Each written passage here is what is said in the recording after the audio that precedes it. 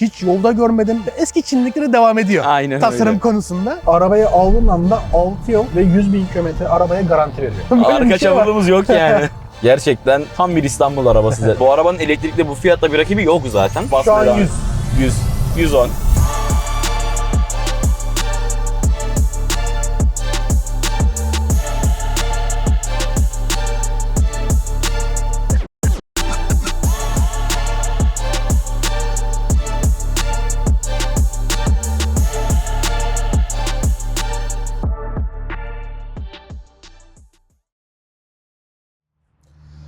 Arkadaşlar merhaba, Drive Masters'a hepiniz hoş geldiniz. Bugünkü konuğumuz Leapmotor T03. Öncelikle Leapmotor'dan kısa bir bilgi olarak bahsetmek istiyorum. 2015 yılında Zhejiang eyaletinde kurulmuş Zhejiang Leapmotor Company teknoloji firması olarak kuruldu ve ülkemize 2023'ün ortalarında, Nisan aylarında Ulu Motor distribütörlüğüyle ülkemize geldi. Gayet keyifli, tatlı, tam bir böyle hafta içi kullanmalık bir araba. Sağ olsun Bahattin bizim için getirdi arabasını. Abicim Merhaba öncelikle abi. teşekkür ederiz arabayı getirdiğin Ben için. teşekkür ederim. Çok tatlı, çok güzel bir araba. Şeyleri geçtik ya şimdi. Sıkıcı bilgileri geçtik şimdi. Asıl meselelere gelelim. Şimdi Ali bana önüme listeleri koydu abicim. Dedi abi dedi işte bu hafta dedi bu arabalar var işte 4 serisi var dedi. İşte abi 5 var hani motor var aynı dedi hızlı geçeriz bilmem ne. Tamam abicim dedim. İşte dedi Citroen'in yeni versiyonları var. Sayıyor şimdi listeleri çıkarıyor. Gözüme bir takıldı. Ay dedim bu. Bu hafta dedim konuğumuz bu. Çünkü hiç kullanmadım. Hiç yolda görmedim. Gerçekten çok merak ediyordum. Tekrar teşekkür ederim abicim bizi arabaya getirdiğin için. Ederim abi. Arabayı hızlıca bir inceleyelim o zaman. 2021 yılında çıkıyor bu araba. Bizim ülkemize 2023 yılında geliyor. En büyük farkları zaten ön tarafta şarj soketinden dolayı 2 tane ayrı vardı onlarda biliyorsun. Evet. Şimdi AC ve DC tam ortada olarak denk geliyor. Bu makyajlı kasa gibi geçiyor. Aynen bir de şey var. Kadranları biraz daha analog gibi. Bu biraz daha dijitalleşmiş hali. Aynen. Yani bu Leapmotor olarak konuşursak da adamların vizyonları aslında elektrikli, akıllı ve teknolojik arabaları nispeten uygun fiyata satabilmek yani herkese ulaştırabilmek. Bu da bizim gerçekten çok işimize geliyor. Küçük bir bilgi daha geçiyorum. Biraz sıkıcı başladım bugün ama Gilan Motors'ta 2023 yılında konuşmuştuk biz. Evet. Ya dedi Kerem böyle bir araba geliyor dedi. Şehir içi kullanmak için hani düşünüyorum. O zamanlar 500 bin lira falandı ilk çıktığı zamanlarda. Şimdi tabii 1 milyon lira falan geldi mecburen. Evet 800 bine aldım zaten söylemesi ayıptır. 800 küsür bindi. Çıktıktan sonra zaten yılbaşı zamları ayağına bana zaten gelişi 800 oldu. Normalde 500 bindi. Ben de hatırlıyorum o zamanlar. İşte ben de o zamanlar düşünüyorduk işte Hasan abiyle beraber dedik birer tane alalım şehir içi hani işe gidip gelirken. Sonra 500 elektrikli aldık vesaire artık yapacak bir şey yok. Şimdi arabanın öncelikle tasarımına gelelim. Farlar dikkatimizi çekiyor. Tamamen fiyat 500 gibi geliyor. Aynen. Sonra bizim Fatih İya Yukarı sağ olsun dedi ki abi dedi ya biraz da Countryman'ı andırmıyor mu dedi. Yani her arabadan biraz almışlar. Eski Çinliklere devam ediyor. Aynen tasarım öyle. konusunda. Gözlerine hoş gelen arabalardan ufak parçalar alıp devam etmişler. Burası zaten mesela Skywheel gibi duruyor. Evet. Ki neredeyse birbirine ortak firma bile diyebiliriz yani. VAK grubu gibi aynı işte Skoda gibi falan hepsi Aynen. aynı bünyede. Aynen dediğin gibi doğru. Bunlar aynı bünyede olduğu için böyle tasarım benzerlikleri de var. Şimdi aracımızda 41 voltluk bir bataryamız var. Aynen. 3,5 saatte AC şarj oluyor. DC ile 36 dakika diyor. %30'dan 80'e kadar. Doğru mu? Yani aşağı yukarı Değil mi? Kaba O taslak değerlerde. rakamlara karşılıyor. 417 kilometre bir menzilimiz var. Gayet başarılı. Biz biraz düşürdük. Şimdi Evet. TR'de tek değil, dünyada tek değilim. Modifiyeli bir T03'ün yanındayız. Şimdi dediğimiz gibi hem AC hem DC şarjı destekliyor zaten burası portumuz. Asıl olayımız makyajsız kasalarda mesela ayrı yan yanaydı. Aynen. Burada dediğimiz gibi alt alta geldi. Bizim ülkemiz zaten bu şekilde geliyor. Makyajsız kasası yok. Birkaç güvenlik ekipmanları da eksik tabii bizde. O da tamamen vergi diliminden. Çünkü bu sefer onları yaptığı zaman üst vergiye gireceği için bu fiyatları karşılayamayacak. Bu sefer de vizyonundan kopmuş olacak mecburen. Evet. Belli başlı şeyler olmuyor ama gayet güzel. En çok sevdiğim yanı ön tarafta olması aslında Evet, portun. şarj istasyonlarına yanaşırken özellikle ben çok rahat ediyorum hani. Yani sağda mı kalacak, solda mı kalacak, işte şurada olsaydı yok şu açıyı vereyim yok. Direkt kafadan yanaşıyorsun mesela. Bazıları mesela şey diyor hani Allah korusun bir kaza anında falan hani önde olması biraz sıkıntı vesaire diyor ama arabamız burada dayanıklı. Evet, Geçmiş olsun. Teşekkür ederim. Ufak bir Şarj kaza sıkıntısında atlatmışsın. da bunlarda şöyle bir sıkıntı var abi. Bu soketin hemen üstünde kırmızı bir tetiği var. Bir çarpışma esnasında ben vurdum. İçe doğru göçtü biraz. O da şarja taktığında, şarjdan çıkardığında sigorta görevi görüyor bir nevi. Ben takıyorum araba şarj olmuyor. Ben zannettim ilk başta soketten arıza verdi. Güvenliğe girdi araba mesela. Aynen. Güvenlik önlemi. Ama yokmuş yani. O tetik sadece inip kalkmıyormuş şey olarak. Kaçak akım rölesi gibi bir şey düşünmek lazım evlerdeki gibi. Tabii. Önü komple söktük. 2 tane pul attık. İçe kaçmış. Pulu taktık. Bana mısın demeye devam ediyor. Şu an hiçbir sıkıntısı yok yani. Şimdi şöyle bir sıkıntı var aslında. Şimdi kimsenin bilmediği bir araba. Evet. Hani herhangi bir ustaya gidip de abi bu şarj olmuyor, şuna bir bakalım, bir şey var mıdır diye yapabileceğim bir Evet. araba değil. Dediğin gibi söküp artık biraz işin içine girmek lazım. Deneme yöntemi yapmak lazım yani. Onun dışında mesela parça olarak falan bir sorun yaşamıyoruz. Bazı parçalar sıkıntı aslında. Genel bütün parçası Şimdi sıkıntı ya. şöyle Çin'den arabanın gelmesi gerekiyor parçalar. Onu Evet. biraz göz önünde bulundurmamız lazım. Hani fiyat uygun ama bekleme süresi biraz fazla oluyor. Hani zaten alan insanlar da bunun farkına varıyordur diye düşünüyoruz. Evet. O biraz bir dezavantaj olabilir bu konuda. Park manevrası falan çok güzel arabanın. Özellikle manevra konusunda çok başarılı. İstediğin yere giriyor. Çok Aynen komik öyle. araba. Hani şeye de güzel yani direksiyon açısı falan da çok güzel arabanın. Özellikle mesela şeye de var. Yolda bunlara değiniriz. Eco Sport modları var. Eco modunda Fiat'ların bu City modları vardır biliyorsun değil mi? Evet. Onlar gibi bayağı yumuşuyor yani çok böyle keyifli bir video oldu aslında. Şimdi yolda onların hepsine değineceğiz. Tasarıma genel olarak bakacaksak abicim böyle acemi şoförlerin bile hani gördüğü ufacık yerlere gayet rahat bir şekilde girebilecekmiş gibi hissiyatını sana yaşatıyor. İçeride de aynı şekilde hani o darlığından mı dolayı, aks mesafesinden falan dolayı yani gerçek anlamda arabayı hissedebiliyorsun. Çok Evet. rahat fark etme şeyin var yani. Ufaklığı Güvende bir de hissediyorsun. hani makas, terzi. Ha, O açılarda da çok iyi. oraları karıştırmayalım.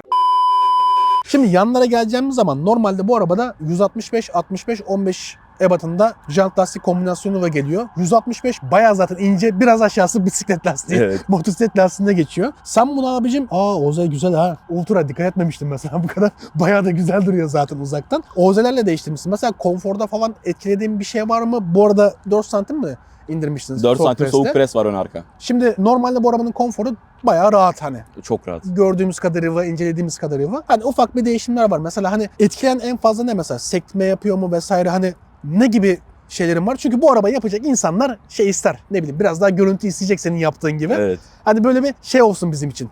Önden böyle şunları yaparsanız iyi olur. Bunlar gibi tavsiye verelim. Ya hani ben bu arabayı yaparken ilk başta hiç şey kafasında değildim. Konfor artın ben birazcık daha makyaj açısından gözüme hitap etsin istiyordum. Ama yol tutuşu açısından da lastikler çok ufak olduğu için bana korku veriyordu. Hani viraj olsun dönerken bile arka kopuyordu yani arabanın ister istemez bozuk Şimdi dediğimiz gibi asfaltta. araba hem kısa hem dar. Anladın mı? Hani yolda giderken biraz korkutuyor. Yalan yok yani. Aynen. Ama tabanları genişleterek zaten bunu rahat bir şekilde düzeltebiliyorsun. Jantla biraz bahanesi oldu yani o işin. Evet. Ama görüntü olarak çok güzel duruyor gerçekten. Hiç Eyvallah, böyle teşekkür ederim. elektrikli araba göremezsin yani piyasada. Onun dışında yani yanlara geldiğimiz zaman abicim arabanın o kadar güzel ki ölçüleri. Bak lastik araları abicim 2400 mm. Yaklaşık 2,5 metre. Çoğu tümsekte, şerit içi tümsekte ön arka lastik aynı anda yukarıda Evet. oluyor yani. Askıda kalma ihtimalimiz de yok. Bagaj zaten sert iniyor hani bildiğimiz hatchback araba gibi. Kaput da kısa olduğu için şimdi park esnasında gayet bir araba çok rahat yani güven veriyor sana abi. Baştan sona mesela arabanın ölçüsü 3620 mm. Diyorum ya sana ara sokağa girdiğin zaman bile korku vermiyor çünkü araba dar. Evet. Ondan sonra park edeceğin zaman mesela uzunluğu yaklaşık 3,5 metre. Park etmesi kolay. Bildiğimiz A sınıfı hatchback arabayla A sınıfının biraz büyüğü, B sınıfının biraz küçüğü diyebiliriz yani. Tam A buçuk bir araba yani. Aynen. Arka taraf şeye benziyor ya bu. Ceku'ya falan. Bu Çinler hep birbirinden bir şeyler avuyor. Farkında mısın mesela? Yazı var böyle Ceku'nun yazılarına falan benziyor. Böyle lüks segmentte Yalnız geçiyor. bu daha önce çıktı Ceko'dan önce. Evet. Tasarım mesela daha Ceko çaldı önceden. bizden. Olsun. Ama önce bize geldiği için o kanıtladı abi. Evet. Şimdi bagaja gelecek olursak mesela buradan bayağı bir normalde küçük bir bagaj bekleriz. Bu arada içeriden de açılıyor. Elektrik bagajımız yok ama içeriden Evet. de açma fonksiyonu Anahtardan da açabiliyoruz. o da bayağı işe yarayan bir şey yani. Böyle hayat kurtarır çünkü. Elinde yükler vesaire varken mesela ya da işte Tabii. arabanın içindesin açman gerekiyor AVM falan. Tık tık diye yapabiliyorsun yani. Şimdi bagaj biraz kısa ama derinliği bayağı fazla. Sen hatta ufak bir ses sistemi de yaptın. Onunla yolda Aynen. değineceğiz. Mesela bagajımızda şöyle uzunlamasını değil de derinlemesine düşünelim. 210 litre bagajımız var. Hani büyük bir bavul sığmaz. Normal şartlarda. Sığmaz. Derin hani 210 litre biraz büyük gösteriyor olabilir ama kullanışlılık açısından bayağı düşük. Ama şöyle bir güzelliğimiz var. Alttan Şuradan aynen. tek düğmeyle koltuğumuzu yatırıp koltuklarda biraz az bir şey öne aldıktan sonra yaklaşık 500-510 litrelere kadar bagaj çıkıyor. O da gayet zaten yeterli. 4 tane 17 inç jant lastik sığdı. Air süspansiyon körüğümüzle beraber sığdı. Tüpüm her şeyi sığdı. Yani o konuda korkutmuyor adamı. Ben açık konuşayım yani. Yani yarın öbür gün tekrar bir Air Sert durmak lazım projesini biraz. biz öyle alıştık. Serinmiş gibi Kibar dur abi, davranıyoruz. sıkıntı yok. Hiç bagajımı kapatıyorum. Şimdi arabanın asıl şöyle yapalım. Arka tarafına geçelim. Arka tarafı biraz dar çünkü. Evet. Onlardan bahsedelim.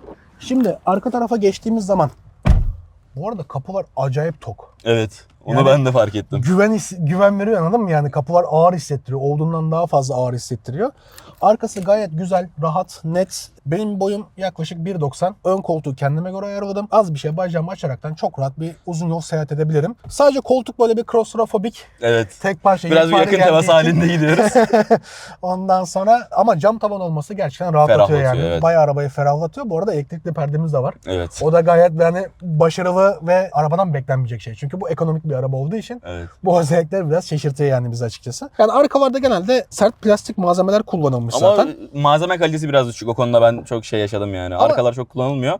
Önler çok çabuk deforme oldu mesela. Koltuklar biraz sert süngerleri. Kullanılmadığı için o da. Büyük ihtimal dediğin gibi kullanılmadığı için biraz öyle olmuş olabilir. Baş mesafesi gayet rahat, dedim yani 1.90 boyum var, yaklaşık 2 parmak mesafem kalıyor. Ben de Ve 1.80'im yanlar onu. da hani yanlara kadar da devam edebiliyor. Normalde bu segmentlerde şey olur, erken iner böyle. Evet. Hani başını fazla kenara götüremezsin yani. Ambiyans aydınlatmaları da çok güzel bu arada. Arabada yok normalde. Bu dolunun dolusu. Biz fabrikanın koymadıklarını koyduk arabaya diyelim. Ya diyorum ya, ön kapılar nasıl biliyor musun? Mesafe olarak hani büyük değil ama kupe bir araba kapısı ağırlığını hissediyorum ben burada yani. Bayağı dediğim gibi güven veriyor bana. Şeyde de kamyon kapısı gibi. Evet. Gerçek anlamda öyle yani. Ya içerisi çok rahat, çok konforlu. Koltuklar çok güzel. Spor koltukları var böyle. CLA koltuğu gibi değil mi? Değil mi? Yani biraz bel desteği eksik olan CLA koltuğu diyebiliriz Evet. yani. İçeride dediğimiz gibi yani ön tarafta da aynı şekilde sert plastik malzeme kullanılmaya devam edilmiş. Buralar da mesela aynı. Ama şey değil, hafif hafif desen yapmış ya mesela. Böyle Evet. boş durmuyor. Şimdi normal bunu düz de geçebilirdi. Düz geçmediği için biraz daha göze hitap ediyor. Ama şöyle bir sıkıntı var. Ön taraf torpido özellikle mesela güneşte acayip parlıyor, göz alabilir. O benim bir dikkatimi çekti. O şimdi benim içeri geçince. titizliğimden abi. Normalde bu kadar parlamıyor. Biraz tozlandım olmaz ama. Bu arada kapı kenarları falan böyle kumaş kullanılmış. Bu da güzel. Aynen. Hani yolda mesela rahat ettirir seni. Plastik biraz can acıtır çünkü uzun bir süre kullandıktan sonra. Direksiyon gayet rahat, başarılı. Tepkileri çok güzel. Spor modunda özellikle sertleşmesinden çok beğendim ben. Şehir içi kullanmak çok keyifli arabayı, dediğin Evet. gibi. Hızlanması çok güzel. Yaklaşık 110 beygir bir arabadan bahsediyoruz yani. Bildiğimiz 1.5 DC diyebiliriz yani. 25 DC ile denedik bu arada. Uzuyor gidiyor yanından bizimki. Denemişliği de var. İçeriye değinecek olursak 8 inçlik bir göstergemiz var önümüzde. Hayat bir ekranımız var. Mesela modlarımız ufaktan bir çalıştıralım. Mod var, şuradan arabaya bastığımızda ilk başta fast kontrolden far ayarları, sis aynı ısıtmamız var bu arada. Aynı ısmamız da evet, Evet. güzel hatırlattın. Dedik ya Türkiye için belli başlı donanımlar gelmiyor diye. Ama onlar sadece ekstra güvenlik önlemleri. İşte Aynen. yorgunluk algıcı vesaire mesela. Burada Çarpışma zaten yeri önleyici de var. var dolularında. Heh, burada mesela yeri de var. Dediğin gibi kamera seni izliyor. Ön tarafta radar yerimiz var ama plastik, onun arkası boş. Ama geri kalan bütün özellikleri, her şey var. Ben bu arada soruşturdum. Hani eğer yurt dışından getirtip araba ekletebiliyorsunuz böyle özellikleri de hani. Kendin ithal ettiğin zaman o zaman Aynen. ekletip de getirebiliyorsun ama işte üst vergi dilimine geçtiği zaman ister Evet. istemez fiyat farkı da ekstra yansıyor yani. Gölge Nerede? buradan da kontrol edebiliyoruz bu arada perdemizi. Böyle kapanabiliyor. Aa, bu da güzel. Hani şuna bir kere basman yetiyor ama bu da hani ekrandan daha elinin altında oluyor. Güzel oluyor. Ama tuşta şey ya, çok böyle yumuşacık Bas bir çek tuş. yap gidiyor zaten. Evet evet. Yok, çok yumuşacık bir tuş Evet. yani böyle. Şuna değinmek istiyorum mesela. Ortada bir elektrikli araba olduğu için bir şaft tünelimiz yok. En sevdiğim yanlarından ne biliyor musun biri? Şimdi şaft tüneli yok ya. Arabayı sola Evet. yanaşıyorsun. Atıyorum kaldırımda böyle mantar oluyor. İşte açamıyorsun kapıyı. Abicim şuradan çok rahat bir şekilde Evet. yan koltukta inip binebiliyorsun. O güzel. Bu arada bir bardaklığımız var mesela böyle. Çok tatlı, çok rahat. Evet. Yerde kaplamıyor mesela böyle. Kullanacağın zaman al, ittir. Hani malzeme biraz böyle kalitesiz gibi diyebiliriz ama kolay kolay da bozulmayacak. Bardaklıkla E60'ların yolcu bardaklığından. Tam ona değinecektim. Bizim E93'teki olduğu gibi mesela buradan basıp da açılıyor ya. Aynısını yapmışlar. Burası böyle şey gibi duruyor. Kablosuz şarj varmış gibi duruyor ama tabii ki de yok. Orada da Ama şunlar var. Bu orada- ekran yansıtmamız. Bağlıyoruz. Ekranımız yansıyor. O şarj için mi? Aynen. Bu da çakmaklık işte. 2 tane USB portumuz var. Biri de dediğin gibi ekran yansıtmak için. O da çok güzel bir özellik. CarPlay'den Evet. daha kullanışlı bile oluyor bazen yani. Hayat kurtarıyor. Evet. Sağ taraftakinde zaten elektrik işareti koymuş burada. Sadece telefonu şarj Aynen. etmek için. Ortada bir tane 12 voltluk bir çakmaklık girişimiz var. Ortada elektrikli bir el frenimiz var. O da gayet beklenmedik bir şey. Normalde bu tarz ekonomik arabalarda Evet. normal eski sistem olur. Arkada dediğin gibi mesela otohold tarzı bir düğme var. Ama konulmamış. Bunun da cevabını da biz de bilmiyoruz. Evet. Onu da yorumlarda buluşalım mesela. Buraya olmazsa şey koyabilirsin aslında. Eğer yaparsan mesela tıs tıs. Yer olsa yaparız da yani yer yok arabada. Sen onu bir planlayacaksın belli. O zaman ekranlara da yolda değinelim. Aynen. Abone olalım, yorum yapalım, beğenelim Bildirimleri açalım. ve yolda görüşürüz. Görüşürüz.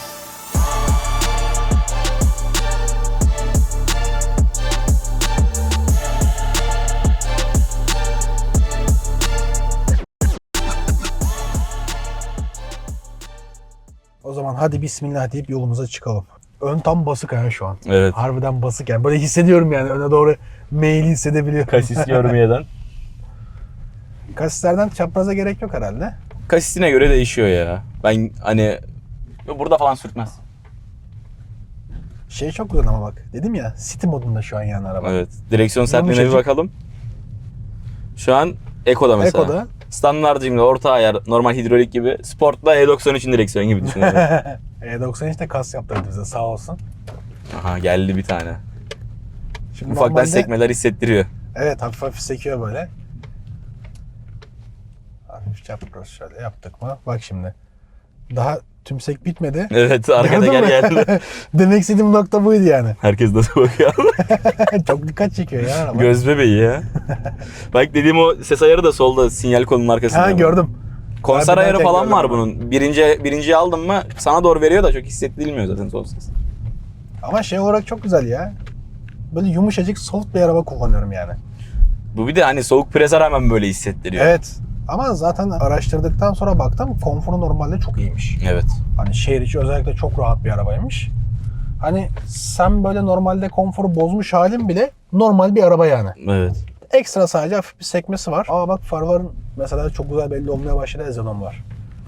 Onlar sonradan bir de. Hani- Normalde kafa sarı ayarı. far da geliyor bunlar. Evet. Şimdi kafa ayarından sonra da bir farları da tabii yukarı kaldırmak lazım. Farlar şu an en yükseğinde. Sıfırda. Buradan far yükseklik ayarımız da var bu arada. Onu zaten birazdan tam yola çıktığımız zaman değinmeye başlarız. Şöyle en yükseği kaç? Sıfır. Çektim mesela şu an en yüksekte. Ama diyorum ya böyle çok soft ya araba. Evet. Şey nasıl mesela kliması, kaloriferi falan Klima nasıl? abi bak. Klimayı ben sana şöyle kökleyeyim mesela. Soğukta. Hepsi açık. Bildiğimiz. İlana koyarsan klima buz mu yazacaksın? Aynen. Kliması çok iyi. Ayağı da üflüyor şu anda. Şöyle hepsini kafaya yapayım mesela. Oo evet. Hani yayla havası dedikleri var ya. Bayağı kuvvetli. İçten yanmalı arabaymış gibi yani. Evet. Hafif kısıkta kalabilir mesela. Güzel. Ben çok memnunum o konuda ya. Bir tık- Kliması falan. Bir tık sadece ses veriyor gibi böyle. O da olur o kadar. O da o plastik malzemelerden dolayı. Çünkü üfleme sesi hafiften veriyor. Bir de yalıtımı çok zayıf bu arabanın. Yalıtım 80'in üstüne zayıf. çık. Evet. Sistemini o yüzden yaptırdım bir de. Dışarının sesini duymayayım. Evet. Çok fena rüzgar sesi alıyor. Yağmurda falan ben mesela biriyle konuşuyorum duymuyorum adamı. O derece yani. Evet. Ama yağmur böyle sağlam yağması lazım hani. Şimdi cam tavanlarda zaten hani seslere alışkınız ama ondan da fazla yani. Evet. Ama şimdi dediğim gibi yani bu araba ekonomik bir araba olduğu için bu klasmandaki arabalara göre kıyaslayınca bunlar gayet doğal şeyler hani. Tabii. Yadırgamıyorum zaten. Bunlar falan olması gereken şeyler. Bu kadar Yani. düz bir arabada. Hani bundan fazlası olursa bu sefer diyeceksin hayırdır ya sen bir yerden mi çaldın şimdi bu parayı veriyorsun bu Ha. arabayı da. Ama dediğim gibi mesela şey olayı çok güzel. Şehir içi kullanma olayı çok güzel. Çünkü arabaya şu an net bir şekilde hakim anladın mı yani? Kaput kısa, arkada yani çamurluğumuz yok ya. Böyle bir Arka şey var. çamurluğumuz yok yani. Yani bir bu- avuç kadar falan var o da. Boya değişen dediğin zaman mesela arka çamurluk mu tampon mu yazacağım diye ekspertiz bir düşünebilir. Bu arabayı aldığımda bir de sol arka kapıda boya çıktı abi. Sıfır bayiden aldım. Gemiden inerken sürtün. Bayide boyalı yani şu an hani. Bayiden boya var. Aynen. Ya zaten bazen mesela sıfır arabalarda öyle şeyler olabiliyor. Tabii canım. Bir tur daha üzerine yapıyor mesela. Adam beğenmiyor boyanın tonunu ya da işte hafif bir kıvırcık çizik gibi bir şey kalıyor. Ama mikron değerleri belli bir şeyin üzerinde olmadığı sürece boyalı diye geçmez onlar da işte bizim ülkemizde öyle sıkıntı var tabii ister istemez. Kaçalım. Biz alışkınız ya basık kullanmaya. Ben Air'den korkuyorum sadece. Air bir araba kullanırken korkuyorum. Körük patlar mı? Ne olur ne olmaz diye hep yumuşak girmeye çalışıyorum. Onun dışında zaten alışkınız çapraz geçiyorum. Ben şanzıman vurdum ya. Bu büyük arabalarımda. Düşün ya. Hani insanlar der ya, şasiye sürtüyor bilmem ne. Ben şanzımanı vuruyordum. Araba ikinci viteste mesela böyle. Hissediyorum anladın mı? Sürttüğü yeri hissediyorum. Demir sesi geliyor böyle. Mesela buralarda falan bu araba hani gerçekten tam bir İstanbul arabası denebilir yani. Kesinlikle ya. Şimdi karşımızdan gelen büyük bir kamyon olsaydı mesela sadiye hamleyi alırdım yolu verirdim yani. Evet. Yani elektrikli araba olarak yani normalde elektrikli arabanın mantığı zaten biliyorsun şehir içi kullanmak içindir aslında. Hani bizim içten yanmalılardan ziyade hani uzun yolda az yakar derler ya. Evet. Şimdi bunlar düşük hızlarda daha az motoru kullandığı için, bataryaya daha az yük bindiği için daha az yakıyor. Şimdi şehir içinde de büyük araba kullanmanın mantığı yok o zaman. Elektrikli versiyon olarak konuştuğumuz zaman. Yani aslında olması gereken bunlar da ama artık her tuşa bastığımız için büyük arabada satarız bilmem ne diye üreticiler hepsinden yapıyor yani. Ama dediğim gibi yani normal şartlarda elektrikli araba mantığı zaten budur. Şehir içi pratiklik. Tabii. Park yeri, işte böyle İstanbul gibi yoğun şehirlerde işte trafikte kullanımı olsun vesaire olsun rahatlığı anlamında. Şu an tek pedal modunu mesela ayarlayabiliyor muyuz? Tek pedal Arttırma şeyi falan şu an var Eko'da mı? en fazla rejenerasyon oldu. Standart'ta en az, Sport'ta da Eko'nun biraz daha altında var, rejenerasyonu var yani. Anladım. Yani Ayarlayamıyoruz. şöyle tek pedal kullanımı yok arabada. Hani ister Eko'da ama oluyor. Alışan yapıyor bir süre sonra onu yani. Ben mesela tek pedal kullanabiliyorum arabayı. Hani ben şey olarak kıyaslıyorum. Normal elektrikli arabalar olarak kıyaslıyorum. Herhangi bir şekilde tek pedal kullanmak çok zor yani. Kendin dediğin gibi alışık da kendini ayarlaman lazım yani. Öyle gazdan çekeyim fren gibi öne yığılsın olayı yok. Normal bildiğimiz içten yanmalı araba gibi. Hani vitese oturur da biraz yavaşlar ya. Tam motor freni gibi değil. Evet. O tarz bir şey var. Ama şey çok güzel mesela bak 11.1 inç ekranım var. Ondan bahsedelim hazır yola çıkmadan önce. Gayet kullanışı, hissiyatı çok güzel. Hızım Evet. çok güzel mesela hani diyorum ya bunları pek beklemiyorsun. Takılma falan olmuyor ya. Ben de çok şaşırdım. Evet. Abi bu kadar şey beklemiyordum yani. Akıcı olacağını falan beklemiyordum. Basit bir Android tablet gibi düşünüyorsun değil mi? Aynen. Olması gereken. Çünkü diyorum yani bu arabayı konuşurken şimdi şu iyi şu kötü diyemiyoruz. Çünkü bu fiyat bandına göre gayet yüksek teknolojisi var arabanın. Bu arabanın elektrikli bu fiyatla bir rakibi yok zaten. Aynen Hani öyle. tek klasmanın zirvesi bu yani. Tek yani direkt. 2023'te geldiğinde zaten en uygun fiyatlı elektrikli otomobil Hala olarak da geldi öyle ülkemize. zaten. Zaten o yüzden buradaki boşluklar var. Evet. Şimdi dediğimiz gibi onları eklediği zaman üst vergi dilimine gireceği için mecburen onlar da olmadı ama ona rağmen gerçek anlamda beklentinin çok üstünde yani. Dediğim gibi yani ben çok beğendim arabayı. Beklentimin çok üzerinde. Tabii ki de normal binek bir arabayla kıyaslamıyorum. Tabii. Çünkü bu fiyat skalasında böyle bir elektrikli araba için yani bunun kullanması çok böyle bambaşka bir şey. Çünkü şöyle düşünebilirsin mesela. C3'ü düşün. Hı hı. En uygun fiyatlı diye geliyor ya mesela. Elektrikli el freni yok. Anahtarsız giriş yok mesela. Normal anahtar takıp da marş veriyorsun. Hadi ya. Araba çalıştırır gibi. Şimdi bunları görmeye alışıyoruz anladın mı? Ekonomik Evet. olduğu zaman. Şimdi ekonomik bir arabada bunlara karşılaştırdığımız Yokuş zaman... kalkış desteği var mesela. Tabii. Mesela auto hold düğmesi var normalde burada dediğin gibi senin. Evet. Hani koyacak yer yapmış. Ama gerek kalmıyor. Yokuş kalkışın zaten var yani. Evet. Ondan Tuş olarak sonra- yok göstermiş. Yazılımsal eklemişler Evet. ülkeye girdikten sonra arabayı. Şeyler yani. gibi bu Clio 4'lerde şey vardı ya. Eko tuşu. Evet. Sadece düğmeyi takıp da devreye girebiliyordu. Arabanın altyapısı hazır. O tarz bir şey olabilir yani. 4 cam otomatik bile bu arabada gerçek anlamda bir özellik. Arkada normalde fabrikasyonda 2 tane hoparlörü var yani normalde. Tabii var gördüm ben de onu. Arkada söyledim. Clio'da yok mesela. Arkadaşımda Clio var. 1.0 paket. Normal otomatik kadran hani. Tek özelliği otomatik olması. Bir bakıyorum arkada hoparlör yok arabada yani. Fiyatına göre, doluluğuna göre gerçekten dolu bir araba. Evet. Teknolojik olarak, mekanik olarak hoparlörü var. İşte auto hold'u var. Hı. Yeter yani İstanbul için. Fazla yetiyor diyorum ya özellikleri. Senin dediğin gibi mesela şu an tek pedal koyun. Frene hiç basmadım. Ama şey gibi değil. Atıyorum rejenerasyonu böyle mesela ayarlarsın ya. Aynen. Ioniq'lerdeki gibi. O şeyler gibi değil. Nasıl diyeyim sana? Ayağını gazdan çektiğin zaman bayağı bir mesafe vermen lazım. Evet. Hani araba zaten bildiğimiz elektrik motora yüklü bindiği için yavaşlıyor tabii ki. Freni kullanmayacak kadar değil. Yani Öyle ani söyleyebiliriz frenlerde yani. falan ben de kullanıyorum. Başka da yok yani. Ben iyice çünkü hani arabanın nerede nasıl tepki vereceğini, nasıl yavaşlayacağını, her modunda nasıl gideceğini artık ilmek bildiğim için ben artık tek pedal kullanıyorum bu arabayı yani. Araba tam 31.000 kilometrede. Yani 30.000 kilometrede bir arabayı öğrenmek için belli başlı şeylerine hakim olmak için yeterli bir Evet. zaman yani. Dediğin gibi artık her şeyine hakimsin. Mesela bu arabayı alan insanlardan neye dikkat etmesini istersin? Bu Önerin var arabada mı yani? ilk başta hiç bilgisi yoksa mesela bu muhabbeti var ya, belli modellerin altı bu şarj soketi, hani girişte de değindiğimiz konu vardı Hı hı. abi. Mesela onlar cam tavanlı. Hani bazılarında cam tavanı yok bunların. Ülkeye girişinde vergi diliminden daha çok düşsün Benim diye. bildiğim hepsi cam tavanlı Yok. diye geliyordu. Bir Çin paketi var, bir de Türkiye paketi var. Benimki Çin paketi olduğu için cam tavanı falan var. Türkiye paketi ekstra bir de alt vergide Cam tavan falan olmuyor. Aynen. Onu Bazısının bilmiyorum. kadranı da aynen analog gibi oluyor. Başka neye dikkat edebilir? Hani bunları alırken servisine illaki götürmek lazım bence. Hani Kesinlikle. kendi servisine götürüp pil sağlığına baktırmanız lazım. Hani Bak çok güzel bir yere değindim mesela. Bu arabalarda şöyle bir şey var. Ben ilk defa böyle bir şey duydum. Senin bu arabayı çekeceğiz diye biraz araştırdım. Arabayı aldığın anda 6 yıl ve 100.000 kilometre arabaya garanti veriyor. O şöyle ilerliyor abi, ben sana onu da söyleyeyim. Bizde Skywell vardı. Biz bir sene içinde 70.000 kilometre yol yaptık Skywell'le. Hani Olmayacak işler bunlar adamlar yani. dedi ki bunun garantisi 8 yıl değil. Ya 8 yıl ya 150.000 kilometre dedi hani. Bunun da hani 100.000 kilometre doldu mu o batarya garantisi gidiyor ya da 6 yıl doldu mu o garanti bitiyor. Evet, 6 yılda 100.000 kilometre şöyle garanti veriyorsan %70 altına düşerse diyor pil sağlığı. Hı hı. Ücretsiz bir şekilde pilini değiştiririz diyor. Bu Evet. bizim garantimizde. Ya bu çok güzel bir şey. Çünkü hani insanlar ister istemez böyle Çinli markalar olduğu zaman hani parça sıkıntıları olacağını bildiği için Ön elektrikli yargılı araçlara yaklaşıyor arabaya. bayağı bir ön yargılı yaklaşıyor. Yani bunu yapması mesela çok güzel güven veriyor insana. Evet. Almayı düşünen insanlara. Ben o olayı çok beğendim. Özellikle değinmek istedim yani burada. Şurada bir kalkış yapacağım bu arada. Tamam, çekiyorum sporta. Tam böyle her şeyin Direksiyonunu sporta çektim. en zirvesini yapalım. Tamam. Şöyle yanar yanmaz fırlıyorum yani. 0-100 ölçer makineniz var da.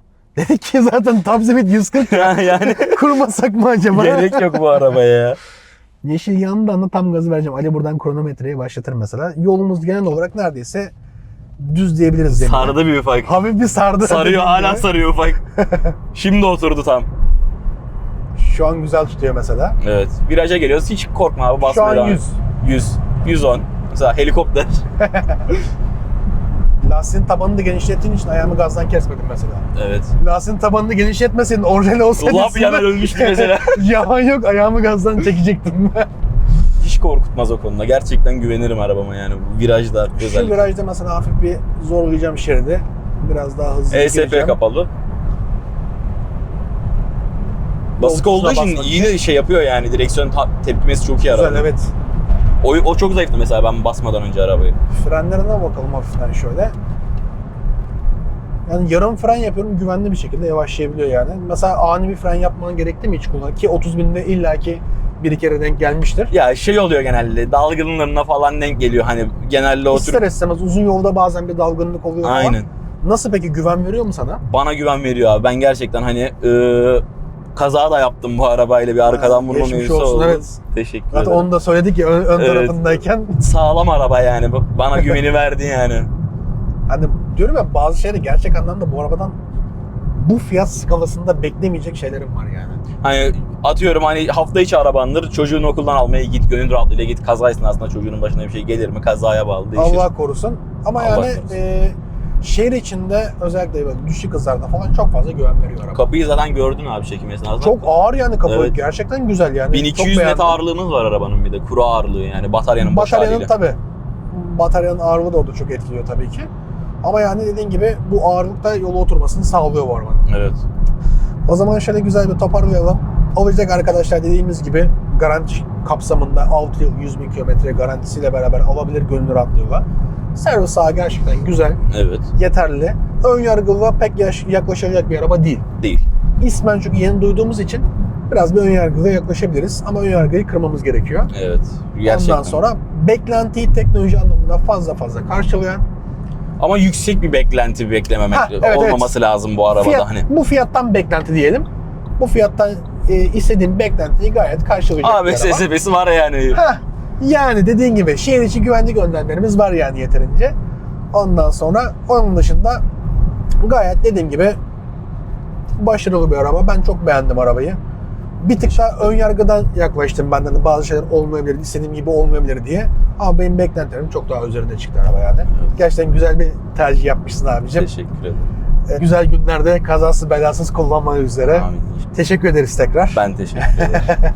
O zaman bu ve bunun gibi videoların gelmesi için mutlaka abone olalım. Takip edelim. Bildirimleri açmayı unutmayalım. Drive Masters'ta kalalım.